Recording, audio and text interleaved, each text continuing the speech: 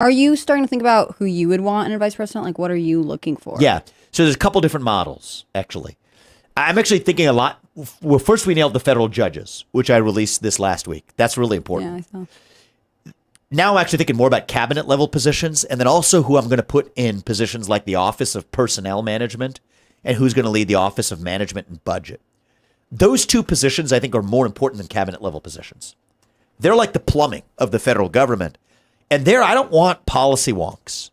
I want bulldogs who are going to not try to mediate between me and the administrative state. I think this is where some other Republican presidents have fallen short. They end up putting people who are ambassadors for the administrative state back to them. No. These people are going to be my bulldogs. They need to be fundamentally anti-government. I think to succeed in shutting down the administrative state, the person who runs the Office of Personnel Management, the person who runs the Office of Management and Budget, they need to be in their bones fundamentally anti-government to be able to see that through unidirectionally. And I don't even want to hear what the administrative state has to say back and using them as a back channel to get back to me. That's what I think what happened to Trump, happened to Reagan, happened to many other presidents with the best of intentions. These people are going to be bulldogs. They're going to go in there, intentionally break it.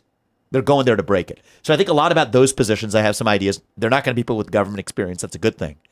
And then the cabinet level appointments, I have some good ideas of who are going to, those will be people with more government experience.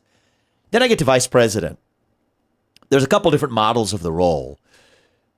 One is somebody who actually could give me a sense of, I don't want to say spiritual grounding, but centering, right? And there's a couple people who would fit that description for me.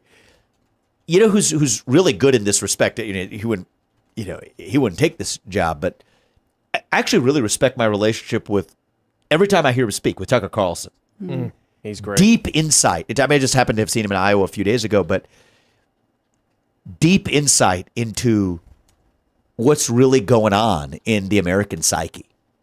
And that's part of the psyche I share. And so, I think that you could think of someone, anyway, like that, a sort of a political priest style figure, right? You could then have somebody who's actually going to be a supplement to the Office of Management and Budget, or OPM, an executor. So you're just bringing additional muscle in. I think that's an appealing way to use that position, because you're going to need, it's going to require more people who are actual muscle doers to shut down the federal government, the executive branch of it, than people who are just pontificating about it. So I think that's the second model that I think I could use.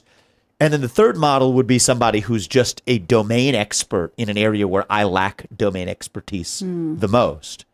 And I think that's another model that's worked for me. What would that be for you? So for me, it's actually foreign policy in areas outside of the areas of foreign policy I have paid close attention. I mean, I'm on the foreign policy issues that matter most to the United States, starting with China. I'm deep. Yeah. Very deep. I'm not going to be taking secondhand advice.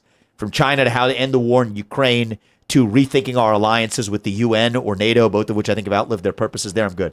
But when you think about the other areas of foreign policy, our relations with South America, parts of the Middle East, these are just areas where no human being is going to have expertise in everything.